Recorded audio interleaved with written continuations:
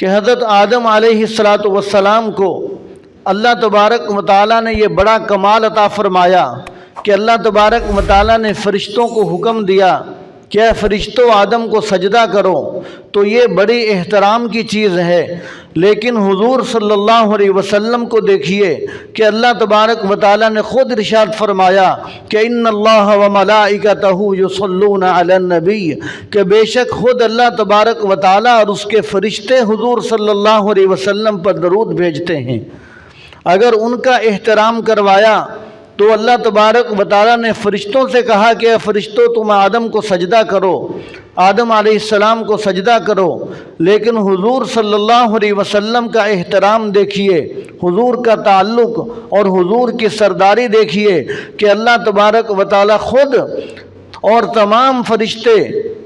آپ صلی اللہ علیہ وسلم پر درود و سلام بھیج رہے ہیں، اور آدم علیہ السلام کو سجدہ کروایا، وہ معاملہ ختم ہو گیا۔ لیکن یہاں پر ارشاد فرمایا کہ یصلون علی النبی، یصلون ایک مضارع کا صیغہ استعمال کیا عربی گرامر کے اعتبار سے، جس کا ترجمہ یہ ہوتا ہے کہ اللہ تبارک و تعالیٰ اور اس کے فرشتے اب بھی درود بھیج رہے ہیں اور آئندہ بھی درود بھیجتے رہیں گے، یعنی ہر وقت آپ صلی اللہ علیہ وسلم پر درود و سلام کا سلسلہ جاری رہے گا۔ اور آدم علیہ السلام دنیا میں تشریف لائے تو ایک حجر اسود جو کہ جنت کا پتھر ہے، اللہ تبارک و تعالیٰ نے وہ عطا فرمایا، مانا کہ ان کے لیے بڑے کمال کی احترام کی چیز تھی۔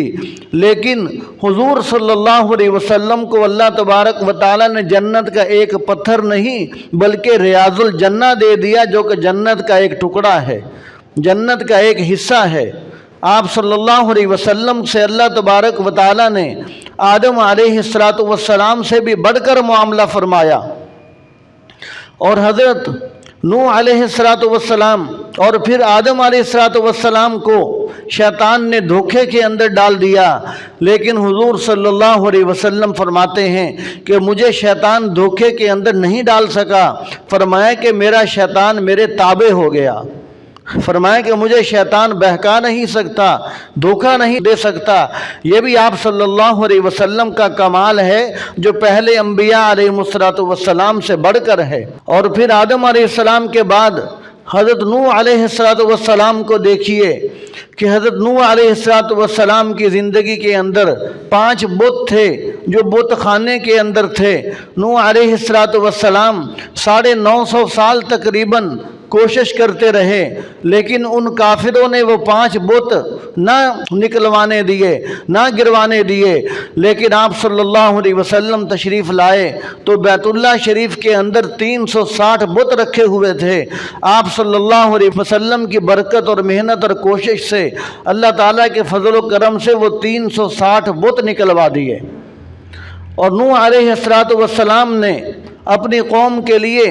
جب دیکھا کہ یہ قوم ہدایت پر نہیں آ رہی، ان کے لیے بد دعا کی کہ یا اللہ ان کو ہلاک کر دیجئے، لیکن حضور صلی اللہ علیہ وسلم پر کون سا وہ ظلم ہے، وہ کون سا تشدد ہے جو آپ صلی اللہ علیہ وسلم پر نہیں ڈھایا گیا۔ اس کے باوجود آپ صلی اللہ علیہ وسلم اپنی قوم کے لیے دعا فرماتے رہے کہ اللہم اہد قومی فإنہم لا یعلمون، کہ اللہ میری قوم کو ہدایت دے دیجئے، یہ مجھے جانتے نہیں ہیں۔ اور حضرت ابراہیم علیہ السلام کو دیکھیے،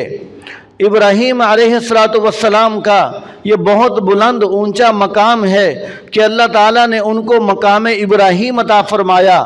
اگر ان کو مقام ابراہیم ملا تو اللہ تبارک و تعالیٰ نے حضور صلی اللہ علیہ وسلم کو مقام محمود عطا فرمایا۔ اور ابراہیم علیہ السلام کے لیے یہ بہت بڑا مقام تھا، ان کے لیے یہ معجزہ تھا کہ ان کے لیے آگ کو اللہ تعالیٰ نے گلزار بنا دیا، ان کو آگ کے اندر ڈالا گیا، آگ ان کے لیے باغ بن گئی، پھولوں کا کام کیا، آگ نے ابراہیم علیہ السلام کا ایک بال بھی نہیں جلایا۔ تو وہاں پر ابراہیم علیہ السلام کے ساتھ یہ معاملہ ہے، لیکن حضور صلی اللہ علیہ وسلم خود بھی نہیں، حضور کے ایک امتی ہیں حضرت ابو مسلم خولانی رحمۃ اللہ علیہ، ان کو ختم نبوت کی خاطر آگ کے اندر ڈالا گیا تو اللہ تبارک و تعالیٰ نے حضور کے امتی کے لیے آگ کو گلزار بنا دیا۔ کہ حضرت ابو مسلم خولانی رحمتullah علیہ وہ ان کے دور کے اندر اسود عنسی نے نبوت کا دعویٰ کیا، ابو مسلم خولانی رحمتullah علیہ نے اس کے دعوے کو قبول نہیں کیا، اس کے خلاف کام کیا، ختم نبوت پر کام کیا، تو ان کافروں نے، اس اسود عنسی نے ابو مسلم خولانی رحمتullah علیہ کو آگ کے اندر پھینک دیا، اور یہ اس ارادے کے ساتھ کہ یہ جل کر راکھ ہو جائے گا، تیز آگ جلا کر اس میں پھینکا، اور ابو مسلم خولانی رحمتullah علیہ کے ایک بال کو بھی آگ نے نہیں جلایا۔ اور جب اس نے دیکھا کہ اس پر تو آگ بھی اثر نہیں کر رہی، اس نے کہا کہ اب اس کو میں سزا دوں گا تو میرے لیے اور بے عزتی کا ذریعہ بنے گا، لہذا بہتر یہی ہے کہ میں اس کو جلا وطن کر دوں۔ اس کو وہاں سے علاقے سے نکال دیا۔ تو جب علاقے سے نکالا گیا تو کہاں جانا تھا؟ مٹی نے وہیں جانا تھا جہاں کا وہ خمیر تھا۔ تو حضرت ابو مسلم خولانی رحمتullah علیہ نے سیدھا یمن سے مدینہ منورہ کا رخ کیا اور مسجد نبوی کے اندر تشریف لائے۔ آ کر پتہ چلا کہ حضور صلی اللہ علیہ وسلم تو دنیا سے پردہ فرما گئے ہیں، تو ظہر کی نماز کے بعد کا وقت ہے، لوگ نماز پڑھ کے مسجد سے جا چکے ہیں، تو ایک ستون کے پیچھے آ کر نماز شروع کر دی۔ حضرت عمر رضی اللہ تعالیٰ عنہ نے دیکھا کہ یہ کوئی نیا آدمی ہے، کوئی باہر سے مسافر آیا ہے، پہلے کبھی دیکھا نہیں، یہ نماز پڑھ کے فارغ ہوتا ہے، اس سے کوئی حال احوال لیتے ہیں، شاید اس نے کوئی کھانا کھانا ہوگا، کوئی ضرورت ہوگی، کیونکہ یہ مسافر ہمارے پاس مہمان لگتا ہے۔ تو وہ جب نماز پڑھ کے فارغ ہوئے تو حضرت عمر رضی اللہ تعالیٰ عنہ نے پوچھا کہ آپ کہاں سے تشریف لائے؟ فرمایا کہ میں یمن سے آیا ہوں۔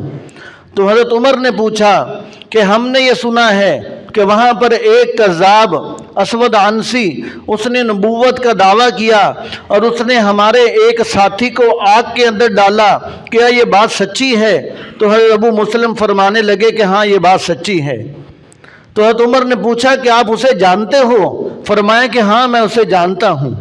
حضرت عمر رضی اللہ تعالیٰ عنہ اپنی فراست سے سمجھ گئے کہ ہو نہ ہو یہ وہی مجھے لگتا ہے۔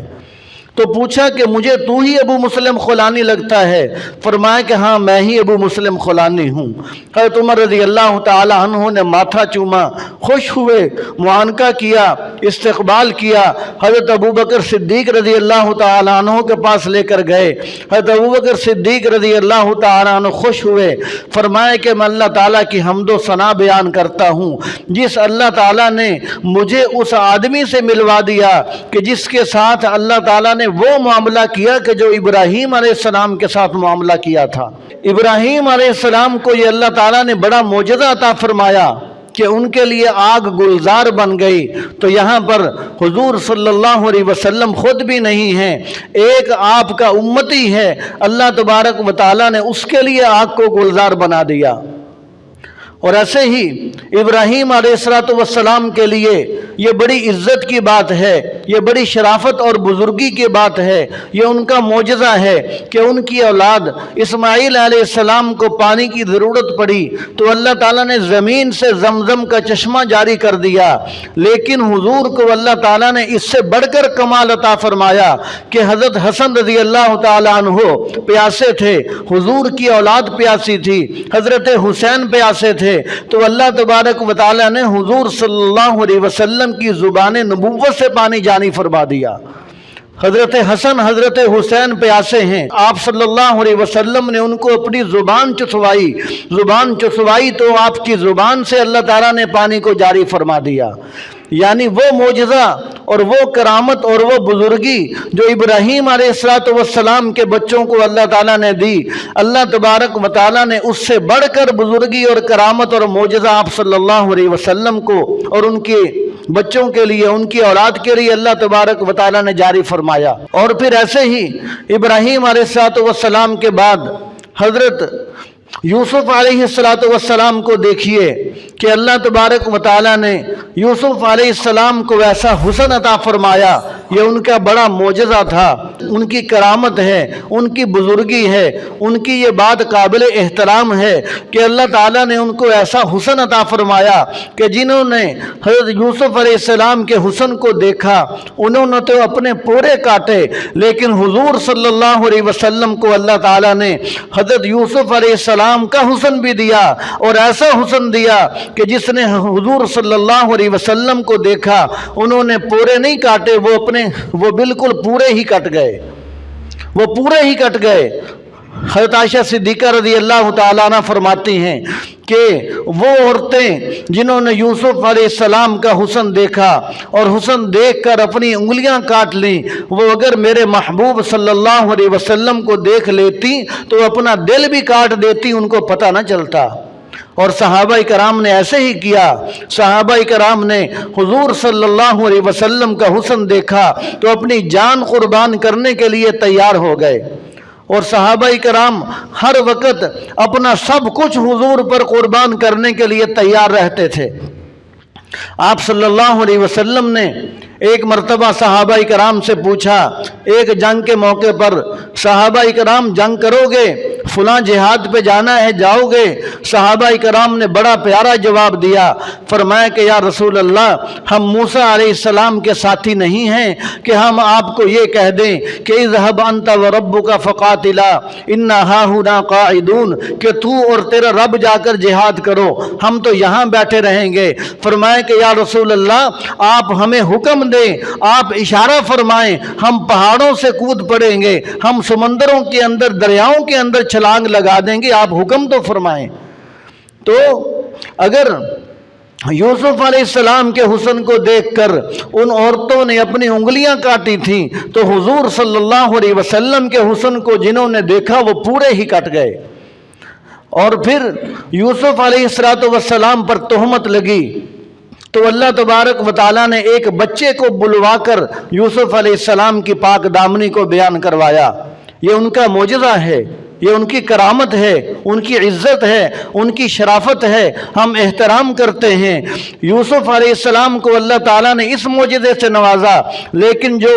जब उनके सरदार सय्यदुल अंबिया हुजूर सल्लल्लाहु अलैहि वसल्लम की बारी आई तो खुद हुजूर पर भी नहीं, हुजूर की बीवी पर अम्मा आयशा सिद्दीक़ा रज़ी अल्लाह ताला अन्हा पर तोहमत लगी, और गवाही अल्लाह ताला ने एक बच्चे से नहीं दिलवाई, अल्लाह ताला खुद गवाह बन गए और कुरान के 2 रुकू नाज़िल फरमाकर उसको कुरान का हिस्सा बना दिया कि जब तक कुरान की तिलावत होती रहेगी, यहाँ तक कि अहले जन्नत के अंदर बैठकर भी अगर कुरान पढ़ेंगे तो वहाँ पर भी हज़रत आयशा सिद्दीक़ा रज़ी अल्लाह ताला अन्हा की गवाही बयान होती रहेगी। तो ये अल्लाह तबारक व तआला ने इनको कमाल का मोजज़ा अता फरमाया कि यूसुफ अलैहिस्सलाम पर तोहमत है तो अल्लाह ताला बच्चे को बुलवा रहे हैं, लेकिन हुजूर पर खुद भी नहीं, उनकी ज़ौजा मोहतरमा पर तोहमत है तो अल्लाह तबारक व तआला खुद गवाह बनकर मैदान में तशरीफ़ लाए अपनी शायान शान, और कुरान पाक की आयात अल्लाह तबारक व तआला ने नाजिल फरमाई। और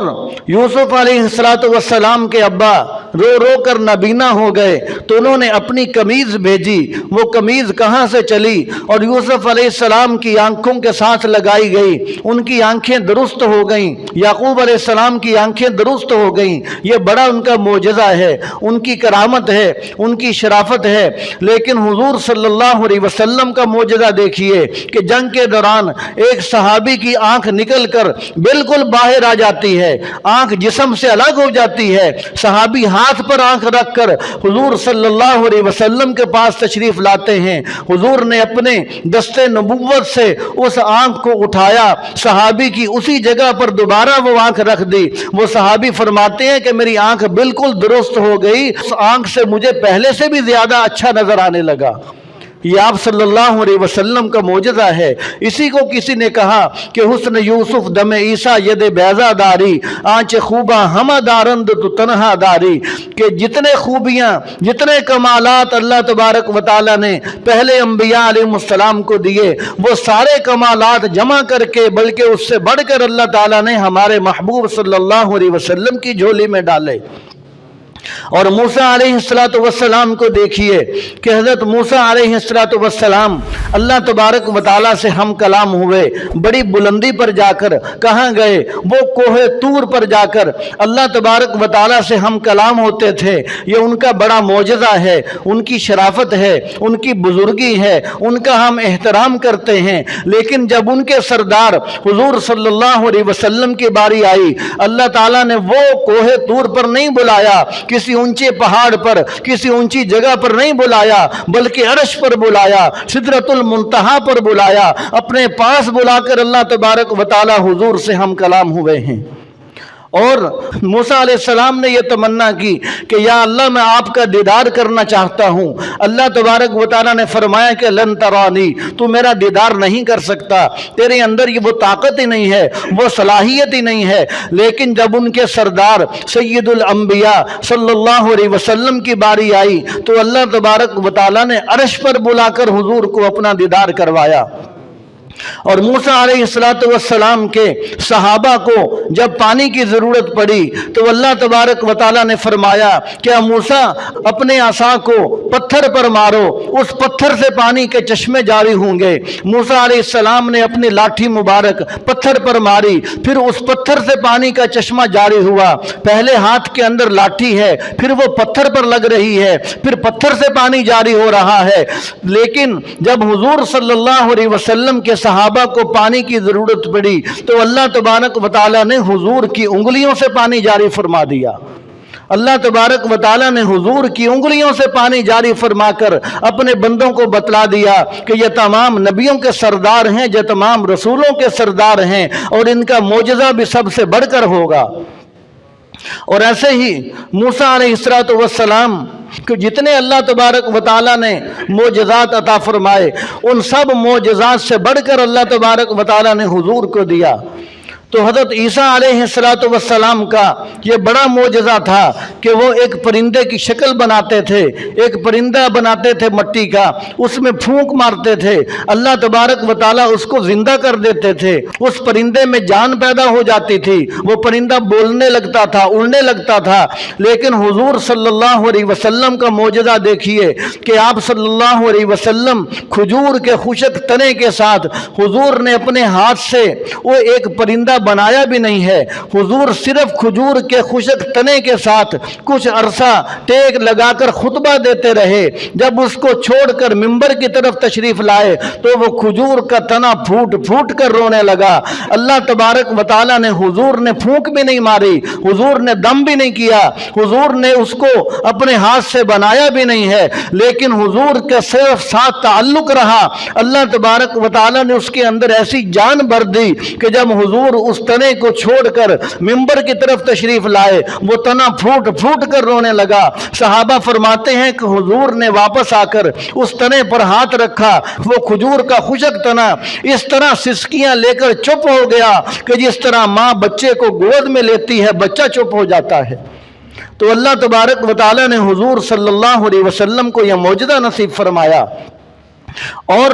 मूसा अलैहिस्सलाम को ये बड़ा मोजज़ा दिया कि वो अपना हाथ बगल में डालकर निकालते थे तो उनका हाथ रोशन हो जाता था। ये उनका बड़ा मोजज़ा था, उनकी शराफत, उनकी बुजुर्गी थी, हम एहतराम करते हैं। लेकिन हुजूर सल्लल्लाहु अलैहि वसल्लम के मोजज़े को देखिए, उधर तो खुद मूसा अलैहिस्सलाम का अपना दस्ते मुबारक है और यहाँ एक सहाबी रात के वक़्त अपने घर जाना चाहते हैं, अंधेरी रात है, हर तरफ तारीकी ही तारीकी है, कुछ पता नहीं चलता कि मैं कहाँ जाऊंगा, किधर से मुड़ूंगा, कहीं कोई जख्मी ना हो जाऊं, चोट ना लग जाए। हुजूर सल्लल्लाहु अलैहि वसल्लम ने उस सहाबी को एक लाठी दी और हुजूर के दस्ते मुबारक की वजह से, हुजूर के दस्ते मुबारक की बरकत से वो लाठी बिल्कुल रोशन हो गई। वो सहाबी जाते रहे, दो सहाबी जा रहे थे उस रोशन लाठी को लेकर। आगे एक रास्ता आता है, एक सहाबी का घर एक तरफ है, दूसरे का घर दूसरी तरफ है। تو وہ صحابی اب سوچتے ہیں کہ اب لاٹھی روشن تو تیرے پاس ہے جو حضور کے دستے نبوت سے لگی تھی، میں گھر کے اندر اندھیرے کی حالت میں جاؤں گا؟ وہ صحابی اپنی لاٹھی کو اس لاٹھی کے ساتھ لگاتے ہیں، اللہ تبارک و تعالیٰ دوسری لاٹھی کو بھی روشن کر دیتے ہیں۔ دوسری لاٹھی کو روشن کر کے اپنے بندوں کو بتلا دیا کہ اگر موسیٰ علیہ السلام اپنا ہاتھ بغل میں ڈال کر نکالتے تھے روشن ہوتا تھا، تو یہاں پر جس لاٹھی پر حضور کا ہاتھ لگا وہ لاٹھی بھی روشن ہو گئی۔ اس لاٹھی کے ساتھ جب دوسری لاٹھی لگی اللہ تعالیٰ نے اس کو بھی روشن کر دیا۔ اس کو کہا گیا کہ حسن یوسف دم عیسیٰ ید بیضا داری، آنچ خوباں ہم دارند تو تنہا داری۔ تو جب اللہ تعالیٰ نے حضور صلی اللہ علیہ وسلم کو سب انبیاء علیہ السلام سے بڑھ کر معجزات اور کمالات عطا فرمائے تو ہمیں اس پر اللہ تعالیٰ کا شکر ادا کرنا چاہیے کہ اللہ تبارک و تعالیٰ نے ہمیں سید الانبیاء سید رسول کا امتی بنایا،